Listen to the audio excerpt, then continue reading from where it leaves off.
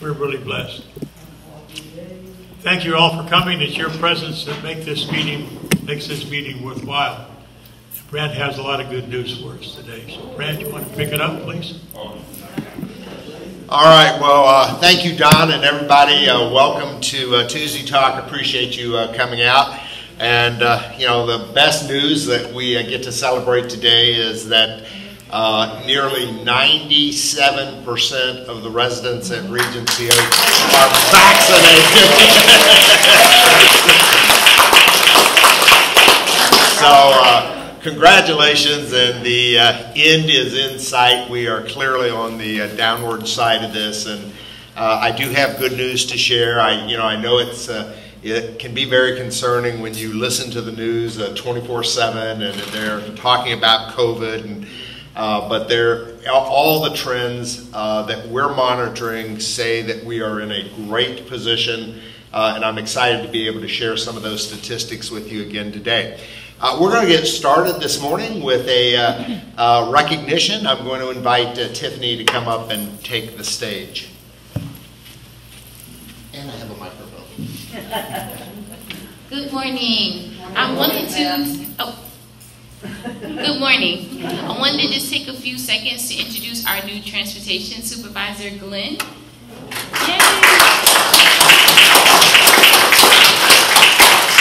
Don't be shy, you know who we are. Is that on? Can you hear me? Don't be shy, he knows, you know everybody. I do. I wanted to introduce him to the community. He is not new to our team, but we have added him as our new supervisor, and we are so happy to have him. If you have any transportation questions or needs, he's always at the North Desk, or you can call him at extension 304. And he'll be more than happy to help you. So let's welcome him to the team. And if you see him, tell him great.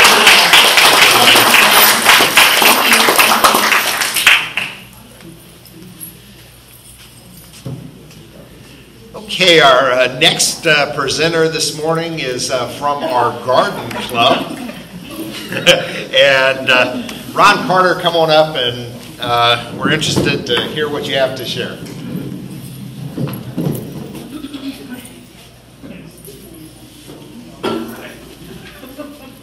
Thank you.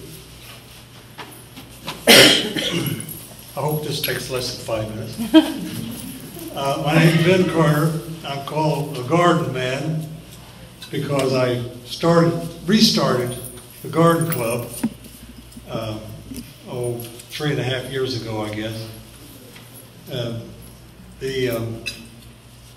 I did a walkabout. I like to walk. When we first moved here, Emily and I, 4 years ago, I just walked around. One of the reasons we chose this place, I think, was because of the nice walk through the park that we could have. And one of the excursions, I found the garden, or what used to be the garden. It was a fenced-in weed patch when I got there, and I talked to what's her name? Martha. I talked to Martha Machersky to see if I could get a couple of plots. And we looked at the logbook. It was a dusty old thing sitting in the corner. She opened it up and she said, well, these first 3 names have passed away. And the next 3 names are in wheelchairs. So the next 6 names, well, some of them have already left, and some of the rest of them have quit. I said, well, can I have a plot or 2? She said, honey, you can have them all. And that's more or less how I became the garden man. I just took over. I went out, luckily I lived in Clearwater, and I had a small lumber yard in my backyard. And I started bringing over loads of lumber, and I rebuilt all the plots. They were all rotted out, the posts and the sideboards and everything, and I just, one at a time, I had some post hole diggers, so that took care of that job, and it worked out pretty good. I'd get a plot done just about every day, and after a while, the first thing I did was plant pineapples. There was one green thing out there. There was a big pineapple, that had been left there about 7 or 8 years, and it just kept coming up around the side. It was about 7 or 8 feet across. But it kept putting out pineapples. And I was thinking, well, that ground must be pretty good for pineapples. So I planted a lot of pineapples there. And I was just thinking about Fred Gardner did have a little bit of green stuff there. He had a half a plot of aloe, and it's called a wide leaf aloe. I call it man-eating aloe because you get in there working around it, you know what I mean. You always leave some of yourself there. And so anyway, outside of that, that was the only 2 green specks out there in that garden. And so we got started. And almost immediately, something ate one of my pineapples. I thought it might have been a bear. At this time, this is a couple of months into the program, 3 months, and these were pretty good sized plants. I mean, they got, if you know what the pineapple looks like when it first starts, it puts out some pretty good sized shoots. And something ate it right down to the ground. The next morning, another one was gone. So that eliminated the possibility of a deer passing by. It turned out to be a rabbit. Now this was not a regular bunny rabbit. This thing had to be huge to put away that much food and not leave a scrap. It didn't leave a piece of it left on the ground. Anyway, to get on with it, I called this a big fat. He's big and fat because he had to be that. And if he's big and fat, he's probably ugly. And if he's big and fat and ugly, then he's probably mean and vicious. And that's what I started calling him. I wrote 2 or 3 articles about this mean, vicious rabbit that was eating my pineapples as fast as I could plant them. And well, the story kind of went viral. And people I didn't even know were stopping me. Said, "Did you catch that mean, vicious rabbit yet?" And I said, "No, not yet." But anyway, the end of the story was after a couple, 3 months, he just went away. Well, I just about ate all my pineapples, and he finally quit coming. But during that time, 4 people had joined my garden club. I think just to see the rabbit, but anyway, they were there, and it grew up from that point. We now have 60 members in the garden club. A lot of them are on what I call garden boxes around the top plate of the fence. And since Frank Twain started painting them nice bright color, you can see that garden from about a mile away, which is good. But the membership now, I'm just going to name off a few of the members that are there. Ed and Linda Newton were some of my first, because we were friends here inside the Regency Oaks, and he joined when I got out there and started working. They joined me. Chet and Edie James, and then Frank Twait, I just mentioned, was first. One of the first was there. Don Graham, Jerry Saltarelli, Tom Doctor came. Tom Doctor called me a month before he moved in and asked for a plot. And I set him up one. I had one ready for him, and he came down here. He's the one that has the big cannons, big red cannon flowers right in the middle of the garden. And a good thing that they're there. No matter from which angle you shoot a picture of the garden, his cannons are in the background. And it really shows off well. Joe, let's see, where am I at? Okay. Bill and Lorraine Mascardini, Carolyn Montgomery, Sandy Wynn, Jim Kiefer, B. Spandosis, my first lady gardener. And then along came Chris Swanson. He's my number 2 man and a world-class scrounger. He can find anything I need. I just mention it and all of a sudden it shows up. from one direction or another. But then we have right now 5 honorary members. That means they don't have to have anything growing out there. Toby Schugart, sorry, who provided the Venus that we have in the garden out there. And now we have Judy Collins that just gave us Maud Paul cattle. And of course, Johanna is our house artist out there. She's painting one thing or another all the time. And there's a couple of other that have just been very good friends of the gardener, of the garden club. And now they're starting to, marketing group is starting, we've become a standard show-off place. They bring their people around that are looking for apartments here. They bring them around, show off the garden. I don't get anything for that. I don't understand that. But anyway, right now, am I okay on time? You're good. Okay. Jerry, no, not the wrong one. Bill and Lorraine Mascardini. If you know Bill, he's in a wheelchair. And he came out one time, and he didn't get stuck that time. He got stuck later on. It took about 6 of us to get him loose. But that particular time, his wheelchair, at that time we just had a little dirt track down from the car wash down to the tool shed. And his wheels, and this happens with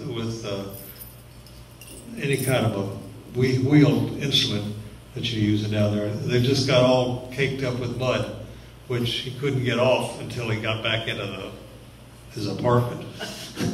But anyway, that started us thinking that we needed some kind of a path in there, a concrete or tiled or something. We ended up with concrete. And this was a project put on by the garden club itself. We started raising funds, if you will, and got an estimate on how much it would cost to have a concrete path put in there, which was like $3,500, I think.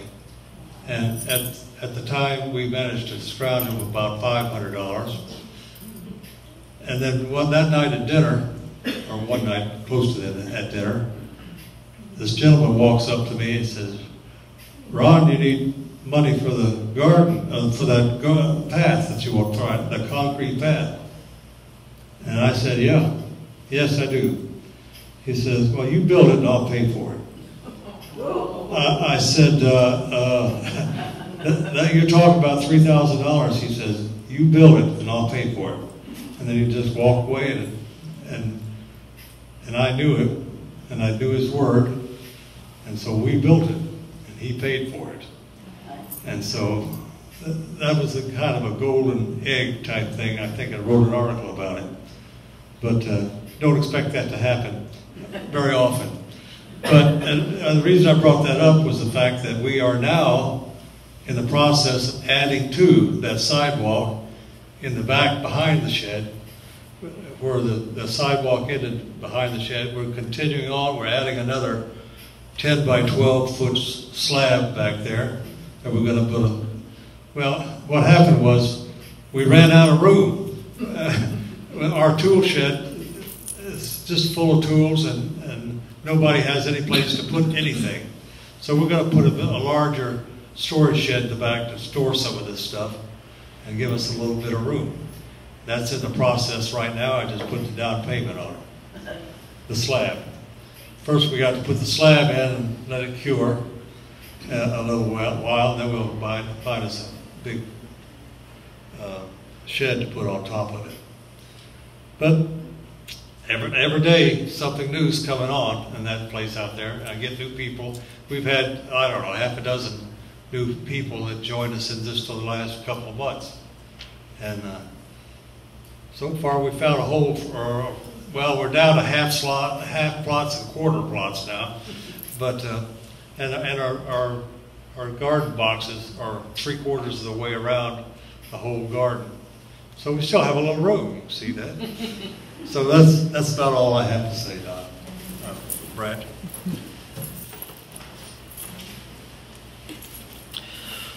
All right. Thank you, Ron. Great presentation. We're going to go ahead and jump into the start of the COVID presentation, and so we'll go to the whiteboard. Now that everyone has had their vaccine and we've made it through the first couple of days, and I understand there were very few symptoms after initially receiving the booster. And then the next day we had a number of residents who had complained of flu-like symptoms or fatigue. But after 48 hours, there really are no reportable symptoms that scientists are tracking or are aware of. So if you survive the first 48 hours, you're good to go. But it did occur to me that there are the top 10. I couldn't pick out 10. I had to go with 11. I couldn't narrow it down anymore, but the top 11 questions that either I have heard or that people have asked who have received the full course of the vaccine. So this is what we came up with, and these are the top 11 questions. Don will take a look at the first one. What happens if you get COVID after the vaccine? Is that even possible? And the answer is yes. It is possible for you to get COVID even though you have had a vaccine. But the difference is if you become ill and you get infected, your symptoms are going to be mild. It is unlikely that you will have a more severe case that will cause either a hospitalization or a fatality.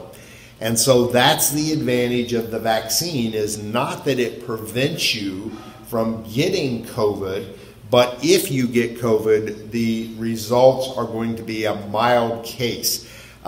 This is still true in the state of Florida.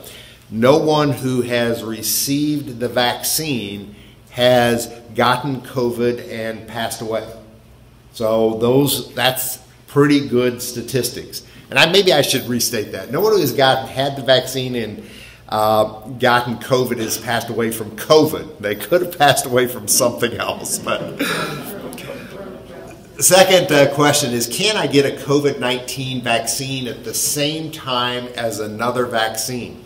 And so what the CDC is recommending is, if you are considering a secondary vaccine because of flu or smallpox or any of the inoculations that like shingles that you might be taking, their recommendation is that you wait 14 days. So if you have something like that scheduled, you're better off to wait 14 days before you take a second inoculation for another illness, disease, or preventative. Next slide. Can you test positive after receiving the COVID vaccine? And so there is a lot of confusion about this, but the answer is yes, it is very possible, because they are injecting an antigen into your system that is based on the COVID virus. It is possible that this week, several weeks from now, even a couple of months from now, if you start feeling flu-like symptoms and we go and get you tested, and do you have the opportunity, might you test positive even though it may be nothing more than the common cold or flu as opposed to COVID? And the answer is yes, because the antigens are in your system. We don't know at this point how long those antigens will be there, whether they run the course of the vaccine life or whether they are in your body permanently, because after all, the whole point of how this works is to create an immune system within your body based upon the antigens of the virus. And so it does look like some people are testing positive for COVID after having received the vaccine. It does not mean that you have COVID. It means you're going to test positive for the antigens. We are recommending at this point, if you think you have COVID or COVID-like symptoms after you have received the vaccine, that you go for the curative test as opposed to the antigen test. The antigen test tends to be the rapid test that you can immediately get results, 15 to 20 minutes after you take the test. The curative test is the lower brain pan nasal swab that they actually send out to be lab analyzed. And so just be aware of that as you move forward here. Which lasts longer, immunity after getting COVID-19 or protection from the COVID-19 vaccine? And so if you have COVID and recover, you now have what's called a natural immunity, meaning you have gone through the disease, you have recovered, your body was able to overcome the virus, and it developed an immunity to COVID on itself. They really don't know how long that immunity is going to last, but they know that it lasts at least 90 days. And there's just not good statistical data to look at and support the case. And that's because this is a relatively rare phenomenon. There are not a lot of people at this point who have contracted COVID, recovered, and caught it again. And so as we get more of a database and we approach a higher herd immunity across the global platform, we'll have more data, and scientists will be able to better predict and understand the likelihood of a secondary diagnosis of COVID. Will a vaccine for COVID-19 get us closer to herd immunity for the virus? And so the answer is absolutely, positively, this is something that we need. Herd immunity is when enough people in the community, whether it's Regency Oaks, Pinellas County, Florida, or the United States, when enough of the people in those communities have the protection that even if someone should get the disease, they are not likely to spread it. And that's the whole point of either the vaccination or of actually getting COVID and recovering. It's when the number of people who have had it and are recovering, or who are vaccinated and won't get it, exceed the number of people who are sick with COVID or are likely to be infected. And that's how you get herd immunity.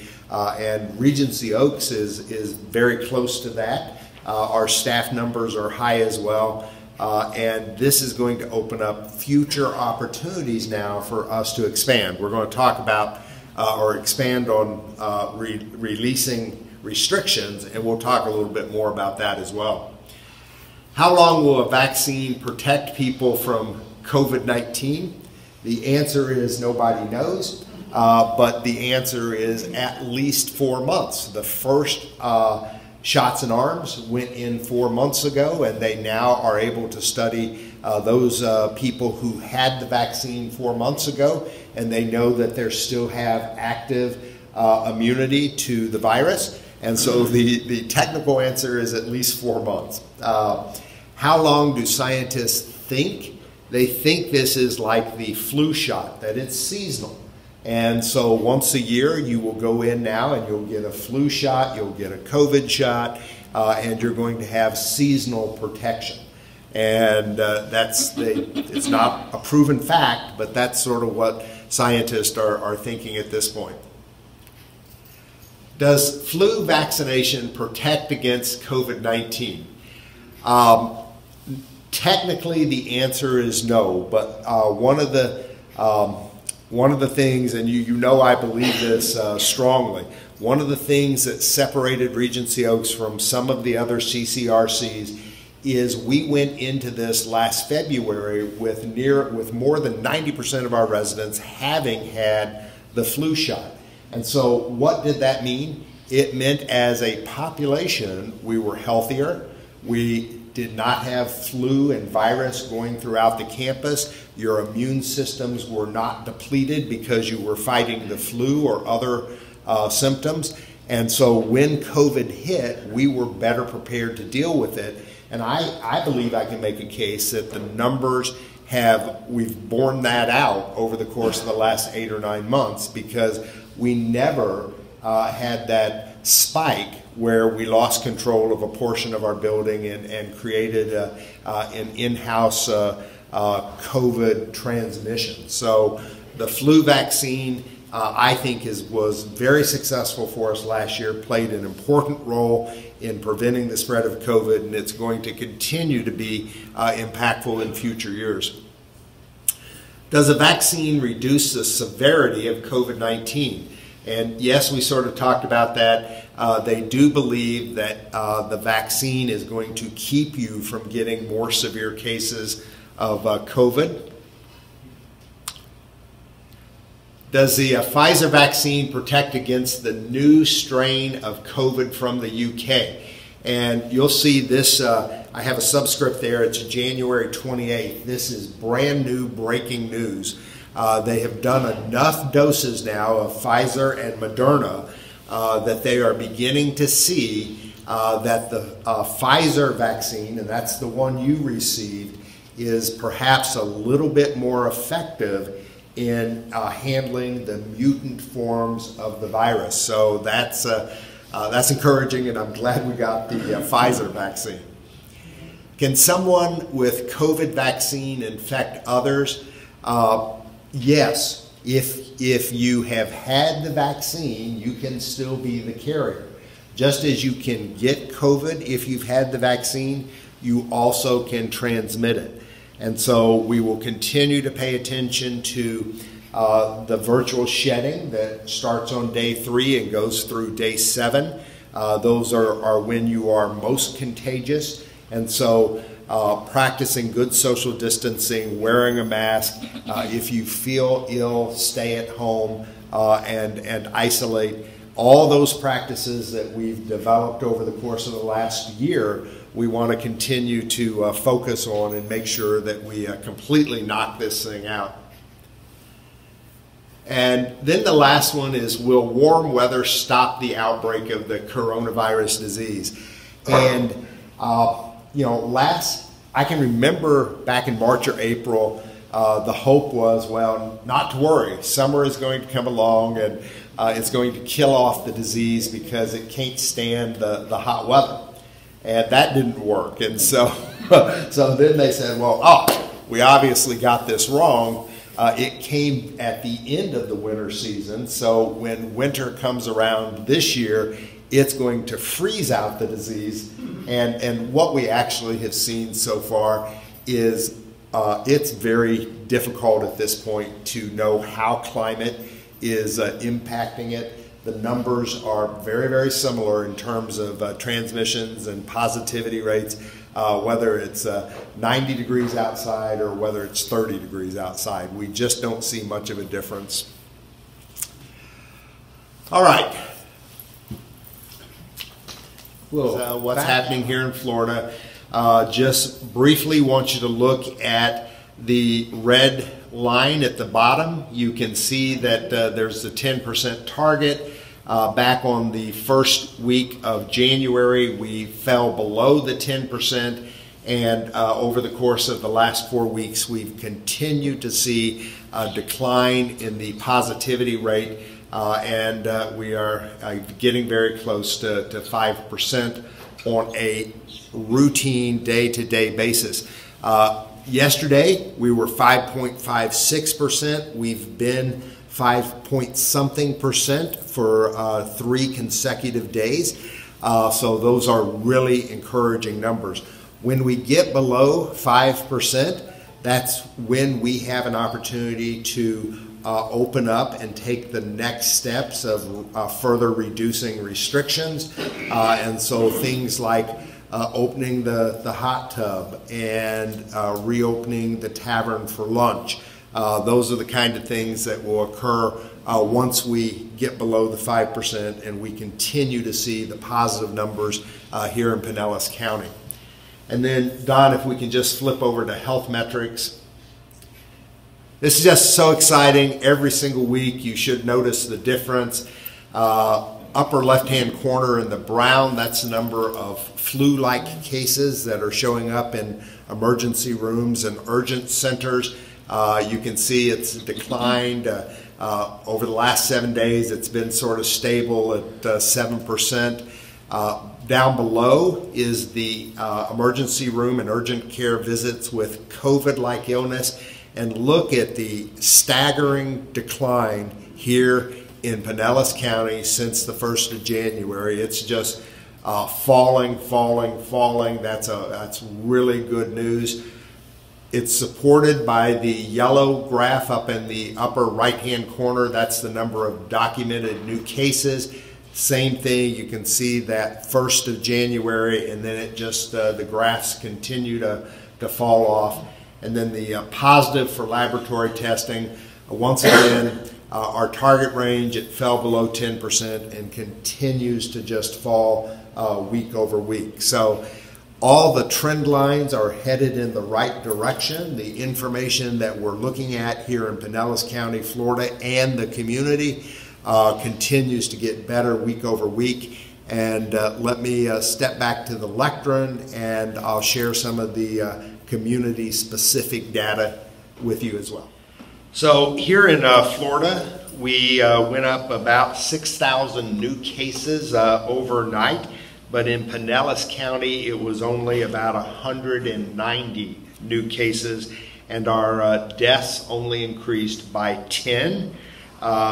And so our positivity rate, as we mentioned, is about 5.56, and our hospitalizations, yesterday we only had 2 people in all of Pinellas County, 1 million people, who were hospitalized because of COVID. So the numbers are really, really positive. We're in day 130 of phase 3 reopening. So for 130 days, we've sort of been stuck with what we've been able to change because our numbers, or Pinellas County numbers, have not supported our ability to take the next steps.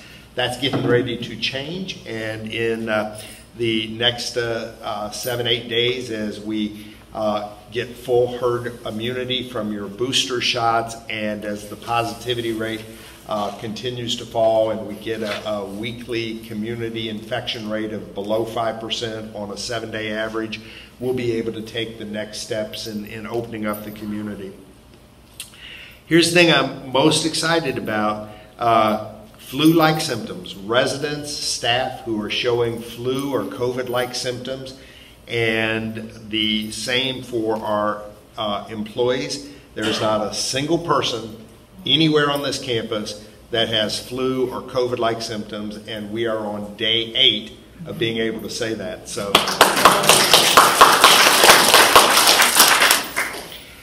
all right. So that's going to conclude the COVID presentation, but I do have one more video I want to share with you. This is a video from LCS with a really exciting announcement. It's going to feature Joel Nelson, Chris Bird, our new President and Chief Operating Officer, and it's announcing something that is very dear to our hearts, and I know to yours as well.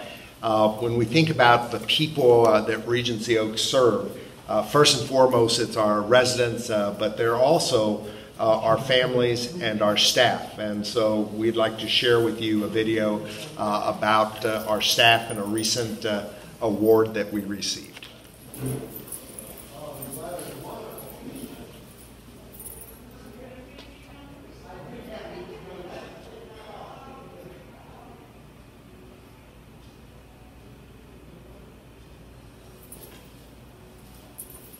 Greetings, Team LCS. We have some exciting news to share with all of you. LCS has the great honor of being named a 2021 Top Workplaces USA winner. The thing that makes this recognition even more special is the importance to determine how your direct feedback was provided through the Top Workplaces survey throughout the year in 2020.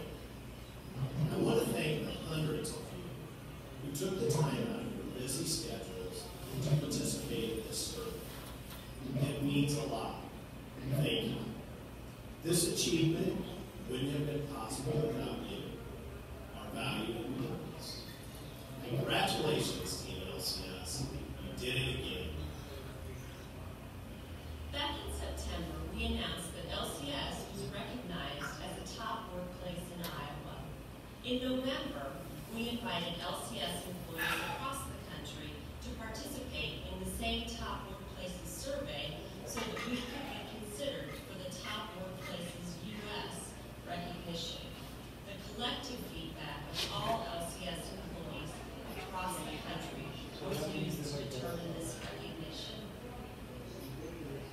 Thanks and congratulations for your role in helping to recognize LCS as a top workplace in USA.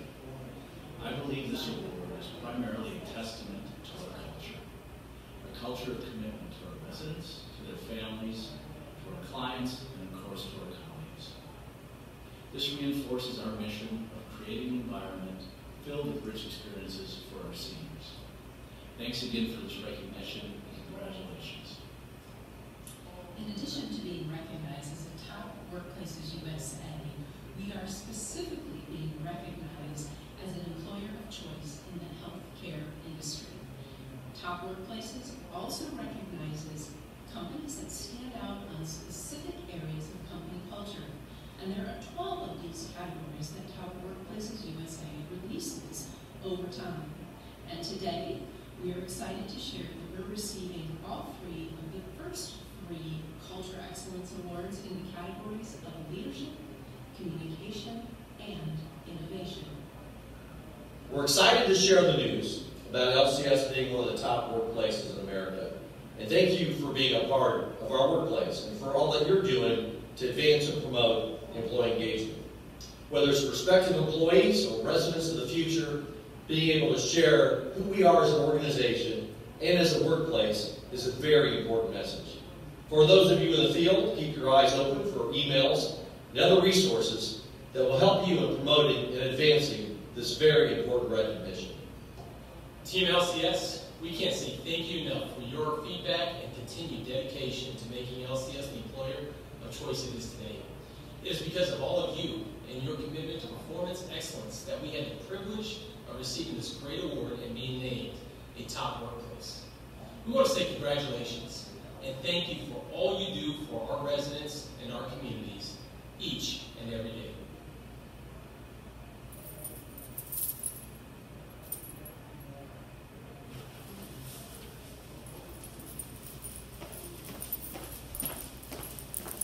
Last week, our committee looked at the conditions and assumptions. We put together a lot of good information to share back with the design team. We are in the final week of design development and ready to go to the next stage. We shared with you at the forum on Friday the time frame, just a begin date and an end date.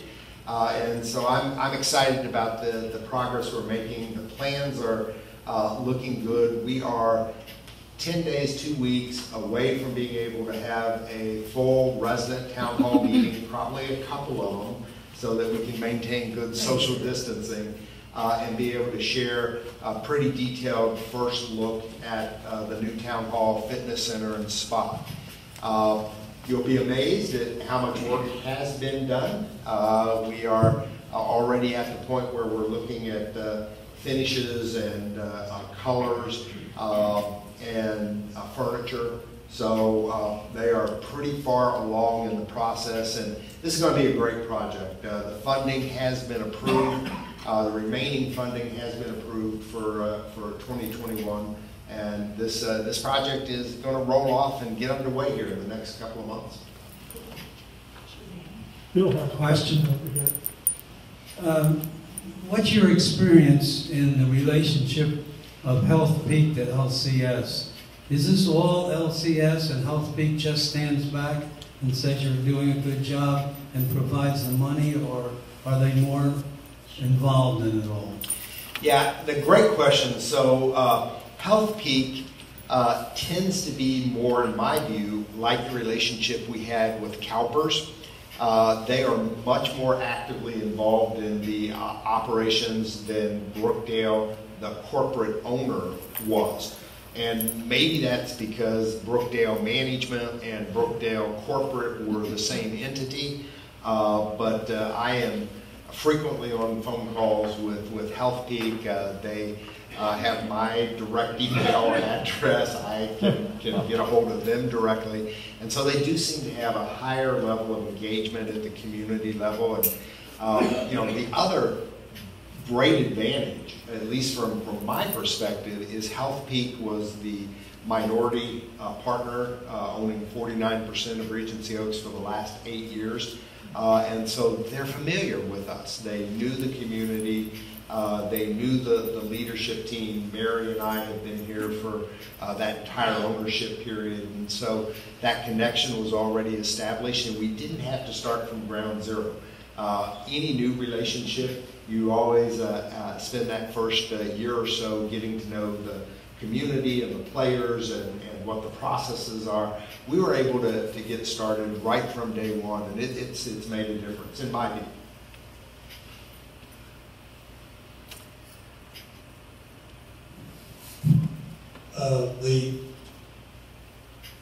The pizza oven, where we stand on that? And the breezeway, can we open that up for more people to sit out? So I'm meeting with Ricky after this. yeah, so we're still at least 10 days away because that's we're going to have to achieve those benchmarks over the course of the next 10 days before we're able to reduce restrictions. And so you've got to get through your 7-day immunity period. We've got to continue to have a 7-day average of a positivity rate of 5% or lower.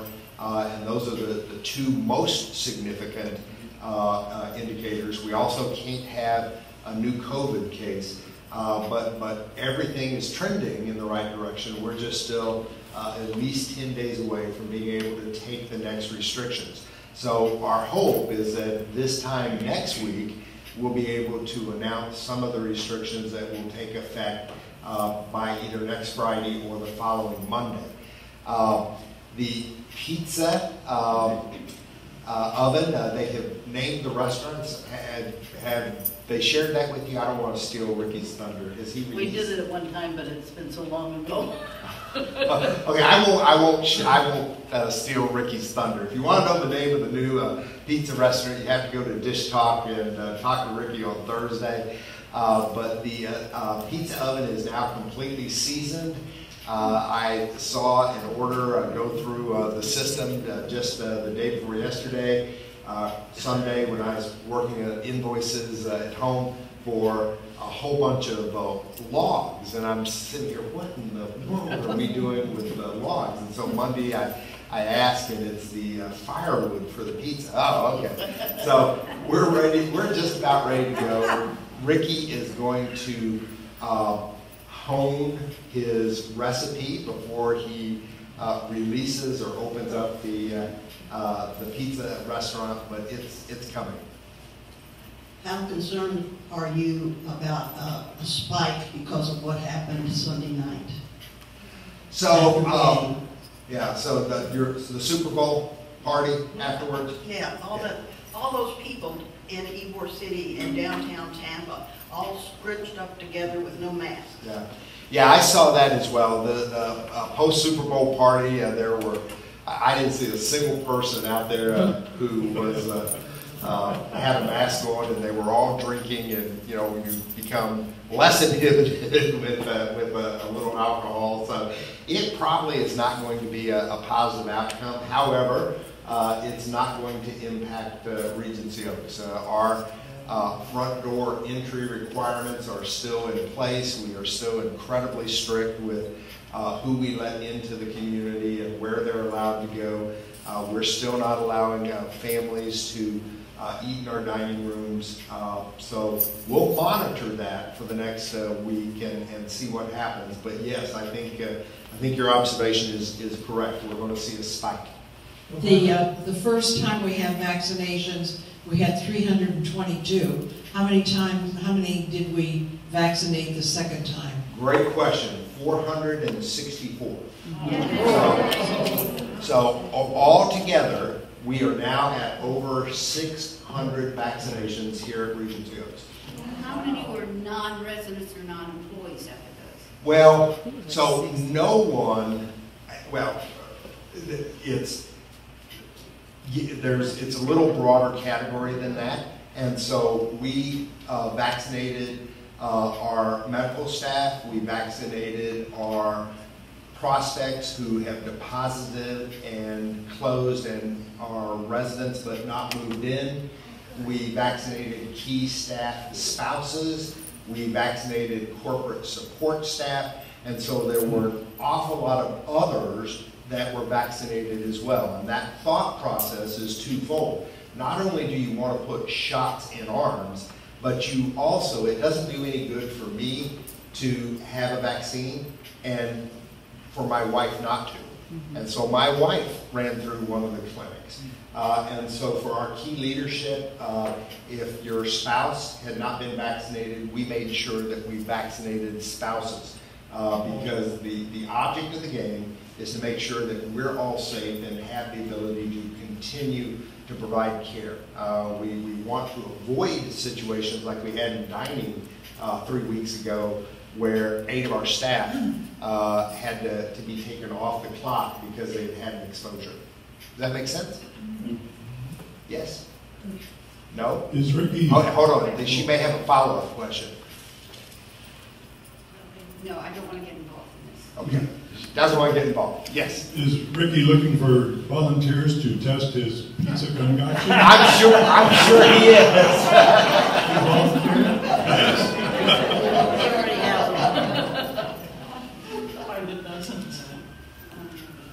Yes or no? Yes, I'm sure he is. Yeah.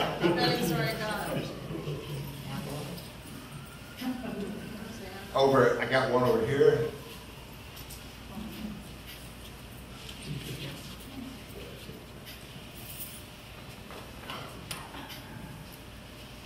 I just wanted to say that the staff and the whole crew that delivered this vaccination to us, you know, was just super, and congratulations, it was just wonderful. Yeah, thank you so much, and CVS turned out to just be a great partner for Regency Oaks. You know, the first one had gone through the Department of Health and the National Guard strike team, and they were very, very difficult to work with. CVS was a great joint venture partner. It's part of Omnicare, who is their parent corporation and also our pharmacy for the skilled nursing team. So they were great to work with, and I thought you might also be interested in knowing the go-forward plan. Right now, we're in the 1Cs, and so if you're over the age of 65, you're eligible to be vaccinated. But they're having a really hard time with the distribution process. So if you go to Walgreens, they'll take one every 30 minutes, or it's, you know, they have to space them out. And so I don't know, let's say they can get 30, 40 shots a day. And so at a clinic like this, they were able to, you know, we did 460. And it was an all-day clinic. We started right at 10 o'clock and we went till 6. But we were able to get an awful lot of shots in the arms. And your staff, you should be very proud of your staff. We offered CVS, because of our experience now having had 5 clinics, we offered our services and all the staff to come in, give a free day of our time on a Saturday to do a neighborhood clinic, so that we could get all of our residents' families and your sisters and brothers and nieces and offer to do that. And they haven't taken it up yet, but I thought that was a great way of our staff saying we'd like to give something back and recognize CVS for the outstanding work they're doing. Well, I don't know whether this is in the realm of possibility. I didn't finish. Peggy, who does our exercise class, and maybe others, are having such frustrating times trying to get an appointment is there any possibility that we can reach out to those that, you know, are half-time employees of Regency Oaks who may be having trouble getting vaccinations? Yeah, we try to include all of our volunteers and associates that are not true associates, like the beauty shop our beauticians went through. So if you are associated with Regency Oaks, you are exposed to our residents, we want you vaccinated, and we tried to get you into a clinic. Well, how do we do that? So there are no more first clinics scheduled at this point. There have been 5 of them. And so if we missed someone for a first clinic, there are no more first clinics scheduled. But as I just mentioned, we have talked to CVS about the ability to do additional clinics. Will that include our children, or do you have to be 65? So I don't know. Right now, we're in 1C. They're getting ready to go to 2, and 2 are paramedics, teachers, grocery store workers, and sort of those essential individuals who are going to work every day and they're exposed to the virus. They haven't determined whether restaurant workers are going to be in the 2 category or not. But it certainly would include anyone over the age of 65, as we envision it, and who has some association with Regency Oaks. Okay. Hi, Brent. Can everybody hear me? Yep. Okay, good. I just wanted to say that we probably haven't given Brent enough credit for this successful project we're in, because, you know, it all takes a leader, and he's a driver, and he's persistent, and whether we had to make phone calls to the governor or not, he did what needed to be done to get where we are.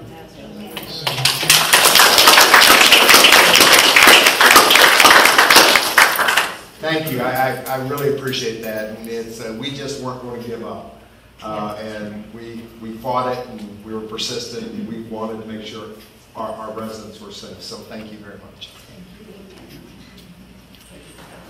All right, I think that's it. Thank you very much for coming, and have a great afternoon.